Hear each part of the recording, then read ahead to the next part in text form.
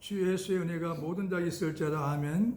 요한계시록 22장 21절의 말씀에 근거해서 은혜를 아는 자의 삶이라는 제목으로 하나님 말씀에 은혜를 나눌까 합니다. 은혜를 아는 자의 삶. 따라서 해보시죠. 은혜를 아는 자의 삶. 오늘은 6월 6일 현충일로서 또 25일은 6.25 전쟁을 기념한 날이죠. 나라를 위해 충성하고 희생했던 순국선원들이 있었음을 우리는 기억하고 은혜를 잊지 말고 맡겨준 자리에서 충성하는 것이 애국입니다. 그들은 목숨을 던져서 나라를 구했어요. 그분들이 있기 때문에 우리는 공산주의가 되지 않고 이웃 거라서 잘 먹고 잘 살고 있는 거예요. 주 예수의 은혜를 잊지 않는 것이 하늘나라의 애국입니다. 오늘 하나님은 이렇게 요한계시록 22장 21절을 통해서 뭐라고 축복하냐? 너희들은 주 예수의 은혜가 있게 되면은 모든 게 해결된다는 거죠. 주 예수의 은혜만 받아보니 끝나버린 거죠. 왜냐? 주 예수의 은혜는 영적인 축복입니다. 영혼을 회복시켜요. 영혼이 잘 돼야 범사가 잘 되는 것이죠. 강건하는 것이죠. 그 다음에 하나님의 은총이 임한다. 은총. 특별한 은혜가 임한다는 것이죠. 그리고 영육간에 강건해지는 것입니다. 범사가 형통하는 것입니다. 하나님의 지혜가 있어가지고 어떤 사람 만나도 다스릴 수 있는 사람이 되는 거죠. 그리고 온전한 사람이 되어가지고 곱고 바른 사람이 되는 것이죠. 그래서 하나님은 성경 전체를 한마디로 말하고 있는 거죠. 너희가 주 예수 은혜가 있게 되면은 모든 게 해결된다는 것입니다. 할렐루야. 왜 은혜가 있으면 해결되냐? 은혜는 고맙게 베풀어주는 신선한 혜택을 말합니다. 은혜. 우리에게 하나님 은혜가 없다면 우리는 짐승이 되어버려요. 자백게 모르는 이기주기가 됩니다. 그래서 우리는 은혜를 받고 은혜를 아는 자가 되어야 합니다. 따라서 은혜를 받고 아는 자가 되어야 한다. 네. 그럼 은혜를 아는 자의 삶은 크게 네 가지로 요약할 수 있는데, 첫 번째는 범사에 감사하며 산다. 따라서 범사에 감사하며 산다. 두 번째는 위하여 산다. 세 번째는 절대 배신하지 않는다. 네 번째는 모든 일에 순종한다. 네. 그렇게 이제 요약을 할 수가 있어요. 자, 첫 번째 범사에 감사하며 산다는 건 어느 때 범사에 감사할 수 있겠냐는 것이죠. 어떤 마음이 있을 때. 겸손할 때 감사합니다. 하나님은 이렇게 말씀하고 있어요. 젊은 자들아, 이와 같이 장로들에게 순종하고 다 서로 겸손으로 허리를 동이라. 하나님은 교만한 자를 대적하실 때 겸손한 자에게 은혜를 주시니라. 베드로전서 5장 5절에 말씀하고 있어요. 사랑하는 마음이 있을 때 감사합니다. 사랑하는 마음일 때. 요셉이 13년 동안에 동생 베냐민을 못 봤어요. 애굽에 곡식이 있다 해서 아버지 야곱이 보냈어요. 형들을. 또 두 번째는 동생도 오게 했죠.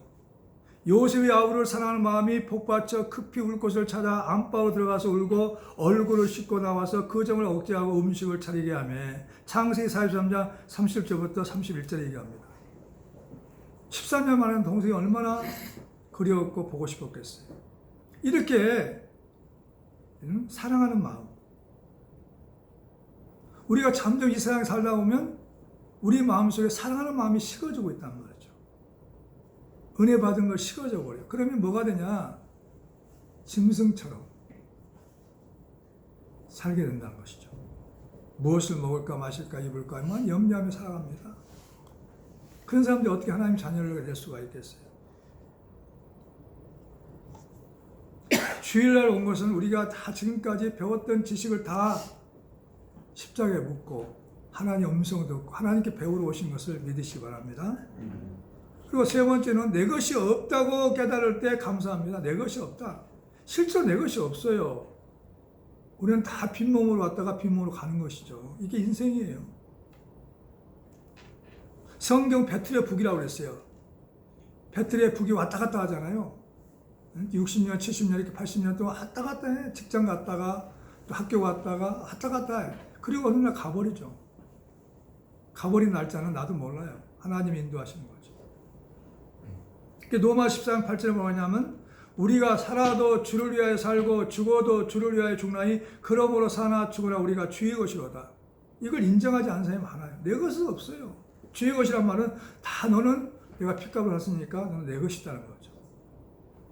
이게 모든 문제가 있으면, 모든 상처가 있으면, 모든 어려운 문제가 있으면 주님께 가져와서 주인이 해결해 줘야 합니다.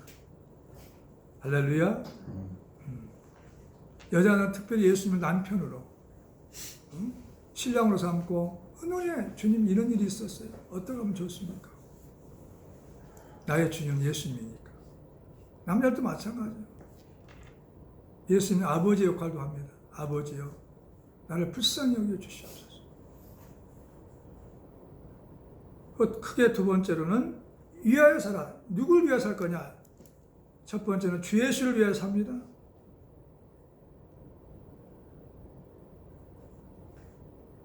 요한삼서 1장 7절 보면 그들이 주의 이름을 위하여 나가서 이방인들에게 아무것도 받지 아니함이라 그랬어요. 주에서 은혜가 풍성할 때 위하여 살게 됩니다. 위하여. 주 예수를 위하여 살고 나라를 위하여 살고 가족을 위하여 살고 이웃을 위하여 살게 되는 것입니다. 자, 베드로전서 2장 13절 찾아보시죠.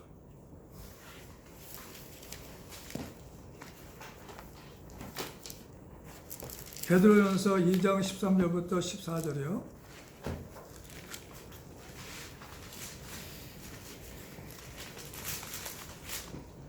시작. 인간의 모든 죄들을 주를 위하여 순종하되 혹은 위에 있는 왕이나 혹은 그가 악행하는 자들을 징벌하고 선행한 자를 보상하기 위하여 보낸 총독이게 하라. 아멘. 나라를 위해서 마음받는 사람이 많아요. 대통령도 요구를 하고 받은 바 은혜가 있거든요. 은혜가. 우리나라가 없다면은 봐봐요. 어떻게 우리나라가 코로나 백신을 갖다가 무료로 접종해 주겠어요? 없죠. 그런 나라가. 그러니까 우리나라 교포들이 외국에 살다가도 다 돌아오잖아요. 못 살겠다고. 코로나19가 무섭다는 거죠. 와서 접종받고 가잖아요. 무료로 다 접종해. 이런 나라가 좋은 나라잖아요. 위하여 기도해야죠. 너희가 평안하게 안일하게 살기 위해서는 나라와 대통령을 기도해 주라는 거예요. 하나님이. 근데 우리가 입술로 하나님처럼 막 범죄할 때가 너무 많아요. 정치가 어떻고 누가 어떻거니. 그건 하나님의 소관이에요. 믿으시 바랍니다. 그래야 돼요. 주님은 그렇게 말씀하셨어요. 근데 우리 모두가 다 그렇게 안 살아요. 디모데전서 2장을 찾아보시죠. 디모데전서 2장 1절부터 읽습니다.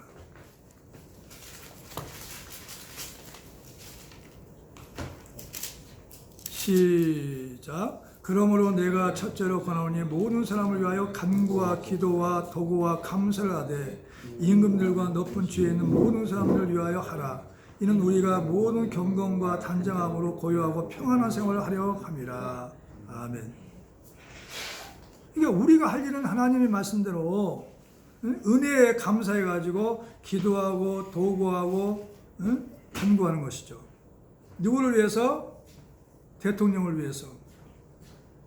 또 장관들, 국회의원들을 위해서 기도하는 거예요. 이게 우리가 해야 할 일이야. 그러면 우리가 평안한 생활을 할 수 있도록 하나님이 환경을 열어주셔요. 대한민국이 세계에서 가장 위험한 나라예요. 왜? 지금 남북이 전쟁하고 있잖아요. 공산주의와 민주화가 대립하고 있잖아요.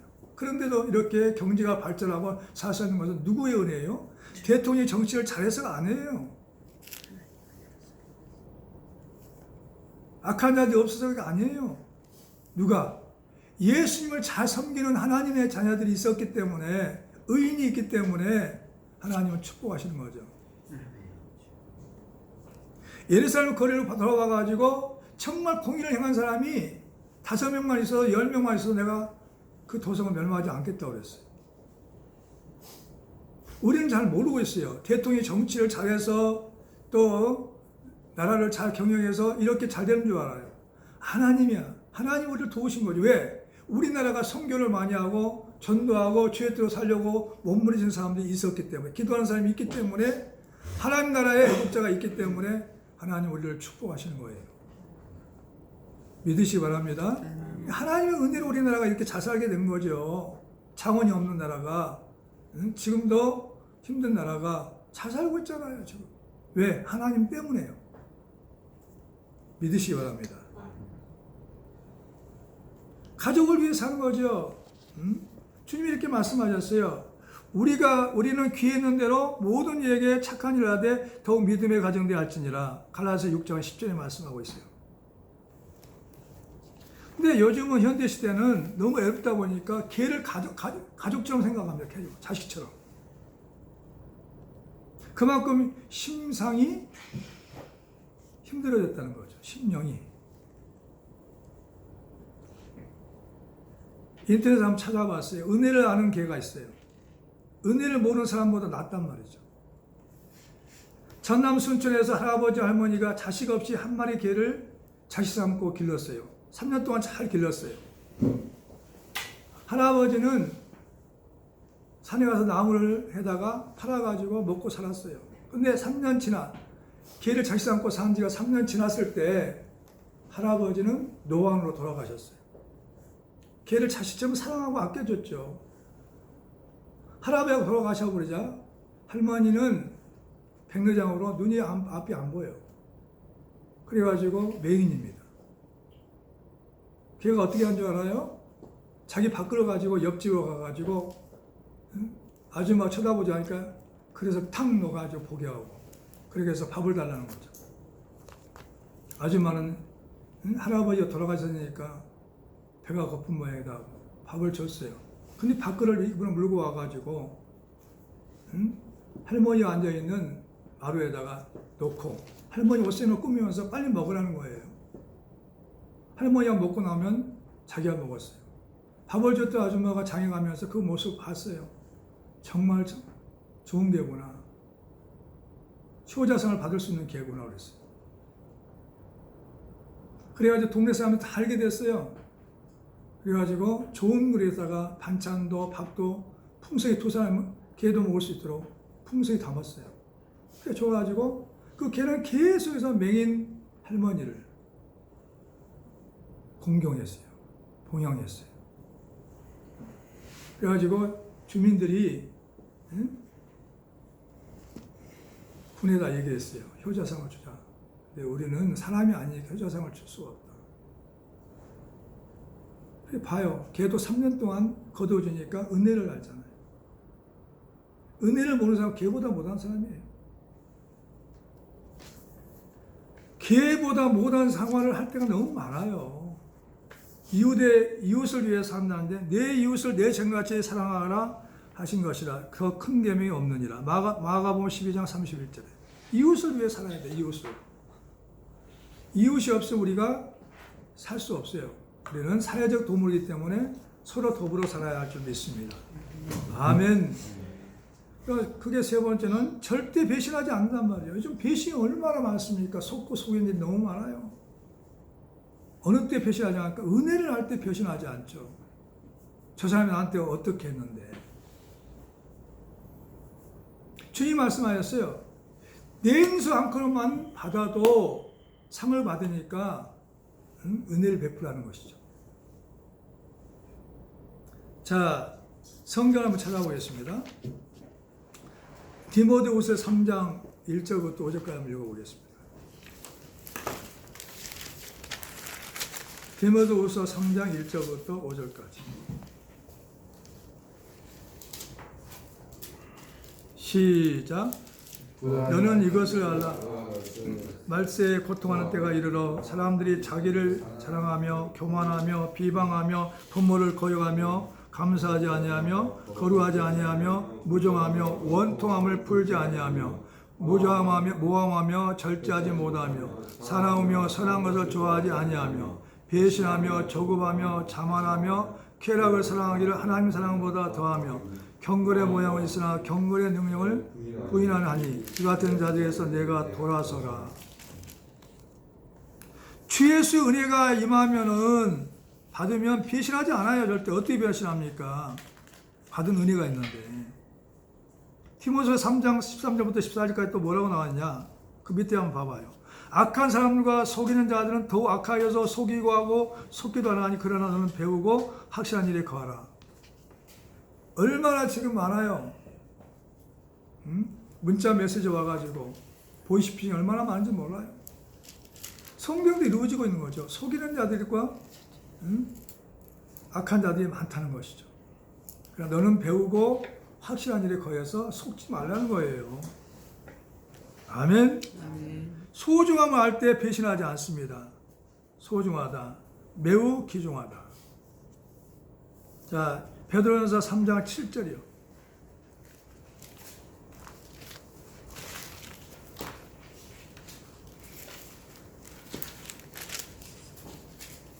베드로전서 3장 7절 찾아봅니다.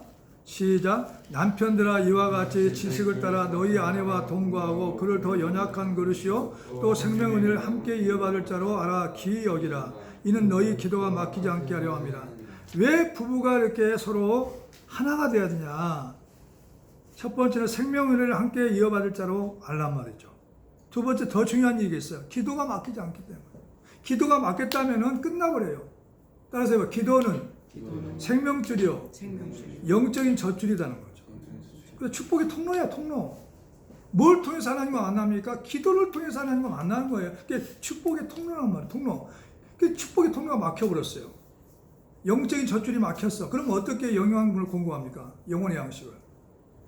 생명줄이 어떻게 살아요? 기도가 생명줄이고 젖줄이고 축복의 통로라니까요. 그러니까 부부뿐이 아니에요. 부모와 자식 간에도 가족 간에도 이와 같이 동거할 때는 뭐냐면 생명을 함께 받는 사람으로 기도가 막히지 않기 위해서 한모가정 기도가 막혀버려요. 부부에게만 하는 게 아니에요. 가족에게 한 말씀이에요. 부모와 자식 간에 한 말이죠. 믿으시기 바랍니다. 그리고 가치를 할 때 배신하지 않아요. 가치. 사물이 가지고 있는 쓸모, 가치가 할 때 우리 인생의 삶의 최고 가치는 뭘까요? 우리 인생의 가장 큰 가치는 뭐냐 이 말이죠. 주 예수 그리스도죠. 그분이 우리의 생명이야. 그분이 우리의 능력이고 그분이 우리의 축복이고 그분이 우리를 보호하시고 인도하신다는 말이죠. 그분이 없이 살 수가 없어요. 우리 인생의 최고의 삶의 가치는 예수 그리스도. 내가 어제 기도하면서 느꼈어요. 아침 일어나자마자 한 2시간 이상을 기도합니다. 말로 했다가 방언기도 했다가. 방언기도 하면은 축사가 돼요. 어둠이 다 떠나가죠. 악한 영이 떠나가는 것입니다. 어떤 가정이 가장 믿음의 가정이 어떤 가정이 가장 좋은 가정일까 생각해 봤어요. 기도하면서 묵상하다가. 응? 나도 우리 집이 좀 좁아서 몇 년 전부터 이사 가고 싶다. 방 2칸짜리니까 한 3칸짜리로. 더 좋다면은 전원주택으로 갔으면 좋겠다. 강아지도 기르고 꽃도 심고 나무도 심고. 그게 소원이 있었죠. 근데 하나님이 다 내 마음을 바꿔주시더라. 어떤 집이 너는 가장 좋은 집이 아니냐는 거죠. 물어보시는 느낌이었어요. 첫 번째는 기도하기 좋은 집. 나는 하루에 아침마다 30분, 40분 기도해. 주여! 주여! 하고. 누가 방해꾼이 없어요. 그렇게 기도해. 주여가 우리 주님을 불러야만이 거기서 뻥 뚫려가지고 기도가 그때부터 하더라고. 날마다 그렇게 하고 있어요. 안 하면 진짜 답답해. 영적으로 뚫어지는 것 같아. 기도하기 좋은 집. 방해받지 않고. 이쪽 방에서는 내가, 저쪽 방에서는 사모님이. 난 말이죠. 그 다음 말씀을 묵상하기 좋은 곳. 말씀을 묵상해. 1시간, 2시간 말씀 묵상이 좋은지, 응? 그다음 찬송 부르기 좋은지. 찬송 불러. 하나님 앞에 찬송 부르자. 찬송을 부르기 위해서 너를 하나님 만들었다는 거죠. 네 번째는 사랑이 많은 집. 사랑이. 부부 사이도 사랑이 많고 부모와 자식들의 사랑이 많은 집. 이런 집이 좋은 집이야. 내 집은 만민이 기도한 집이라고 그랬어요. 하나님의 집은 어떠냐? 교회는, 하나님의 교회는 기도하는 집이야. 기도가 없는 교회는 쓸모가 없어요. 그러니까 악한 마귀에 당하는 거예요. 교회가 문을 닫는 거죠. 왜 만나나요? 원인을 몰라, 주영들이. 기도하지 않기 때문에 닫혀지는 거예요. 기도하면 하나님의 축복의 통로가 이루어져서 책임질 건데. 그러니까 이 플로레에서 기도하지 않는다면 닫아버려. 얼마나 요즘 코로나 때문에 교회 문이 닫힌지 몰라요. 왜? 원인을 모른단 말이죠. 성경 말했어요. 내 집은, 교회는, 내 집은 만민이 기도하는 집이라고 했어요. 죄인이 오고 병든 자가 와서 치료받는 곳, 기도하다가 주님을 만나는 집이라고. 이런 집은 아무리 겉보기에 평수가 넓고 살기 좋은 집 같아도 봐봐요. 하나님이 인정하는 좋은 집이 아니에요. 다시 한번 따라서 해보세요. 믿는 가정의 가장 좋은 집은 첫 번째로 기도하기 좋은 집, 두 번째로 말씀을 묵상하게 하는 좋은 집, 찬송을 부르기에 좋은 집, 사랑이 많은 집. 기도하다 하나님이 말씀하신 거예요. 그런 집을 이루어가야 돼. 평수가 낮다고 좋은 게 아니에요. 하나님이 안 계시면 그 집은 뭐였어요? 죽은 집이야. 하나님이 계신 집이어야 돼. 하나님이 주인이 된 집이 돼야 돼. 아멘. 주 예수 은혜가 풍성히 임한 집이 정말 좋은 집이라니까. 오늘 본 말씀이야. 성경 전체 하나 요약한 거죠. 창세부터 요한계시 한마디로 얘기하는 거예요. 주 예수 은혜가 모든 자들에게 있을지어다. 주 예수 은혜가 없으면 그 집은 죽은 집이야. 살 수 없는 집이야. 주 예수 은혜가 없는 집은 플레로는, 주 예수 없는 교회는 죽은 교회야. 주 예수 은혜가 없는 사람은 그 사람은 죽은 자예요. 살아있거나 죽은 자예요. 생각이 오염되어 있고 마음이 오염되어 있고 죽어있는 자란 말이죠. 그런 사람이 어떻게 큰일을 할 수가 있겠어요. 자신도 감당을 못하는데 남을 어떻게 살릴 수 있겠냐는 거죠. 난 깜짝 놀랐어요. 이런 말씀도 우리가 있었는가 그래서 주 예수 은혜가 모든 자에게 있을지어다. 아멘. 그리고 축도를 마치는 거예요. 축도. 가장 큰 축복의 기도는 주 예수 은혜가 모든 자에게 있을지어다. 한번 해보자고. 주 예수 은혜가 모든 자에게 있을지어다. 자기 이름 넣어서 주 예수 은혜가 승리에게 있을지어다. 아멘. 아멘. 이게 축도란 말이야. 축도. 그리고 마지막 네 번째, 모든 일에 순종한다. 은혜를 아는 자는 모든 일에 순종합니다. 은혜를 모르기 때문에 그래요. 부모님 말씀에도 서운하고 막 힘들어하고. 은혜를 받고 은혜를 아는 자들은 모든 일에 순종해요. 모든 일에 순종할 때 어떠냐? 나의 부족함을 느낄 때 순종합니다. 나이가 부족할 때. 그래, 내가 20살이 넘었어도 나는 부족함이 너무 많아. 그 사람들에게 은혜가 임하는 거죠. 하나님을 찾게 됐고 부모님께 조언을 구하게 되고 목사님께 찾아가서 조언을 구하고 어떻게 해야 합니까? 모든 성도 중에 지극히 작은 자보다 더 작은 나에게 이 은혜를 주신 것은 측량할 수 없는 그리스도의 풍성함을 이방인에게 전하게 하시고 영원부터 만물을 창조하신 하나님 속에 감춰졌던 비밀의 경륜이 어떠한 것을 드러내게 하려 하심이라. 에베소 3장 8절부터 9절. 사도 바울은 지극히 작은 자에서 그보다 더 작은 나에게 이 은혜를 주셨다고. 얼마나 겸손한지 몰라. 낮아졌어. 자기를 드러내지 않고 작은 자 중에서 더 작은 자가 나에게 은혜를 주셨어요. 하나님의 비밀의 경륜을 증거하기 위해서. 그러니까 사도 바울 쓰시죠. 하나님이. 나의 부족함을 느낄 때 순종하게 되어 있어요. 하나님께 순종합니다. 만물의 주인을 알 때 순종. 만물의 주인이 누구냐는 거죠. 자, 빌립보서 2장 10절 읽어봐요.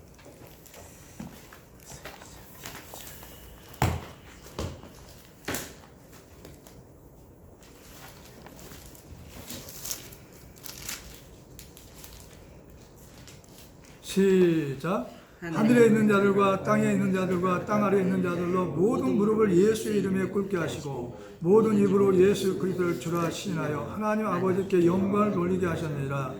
아멘. 필립보서 2장 10절부터 11절까지. 하늘에 있는 자들, 땅에 있는 자들, 땅 아래에 있는 자들은 다 주님의 소관이야. 예수님을 주라 시인해야 된다. 우리가 힘들고 어려울 때마다 예수여 예수여 나의 주 예수여 나를 은혜를 베풀어줘 주 예수의 은혜가 임하게 해달라고 기도하면 돼요. 그 기도 하나만 해도 돼요. 주기도만 해도 되고 뭐가 어려워요. 그 축복의 통로인데 나는 많이 주여 주여 주여 응? 주여 은혜가 베풀어달라고. 그러면 영감도 오고 생각지 못한 깨달음도 오고. 할렐루야. 아멘. 주 예수를 찾아요. 하늘에 있는 자들과 땅에 있는 자들과 땅 아래에 있는 자들이 모든 무릎이 예수 이름에 끊게 하시고 모든 입으로 예수를 그리스도를 주라 신하게 하셨죠. 우리는 주인이 있다니까요. 모든 걸 다 해결할 수 있는 주인이 계셔요. 그분을 가까이 하시고 그분을 자주 부르시기를 축원합니다. 하나님은 자기는 부른다고 싫어하지 않아요. 자주 불러주기를 원해요. 그리고 아버지께로 돌아갈 때를 할 때 순종합니다. 자, 요한복음 13장 1절이요.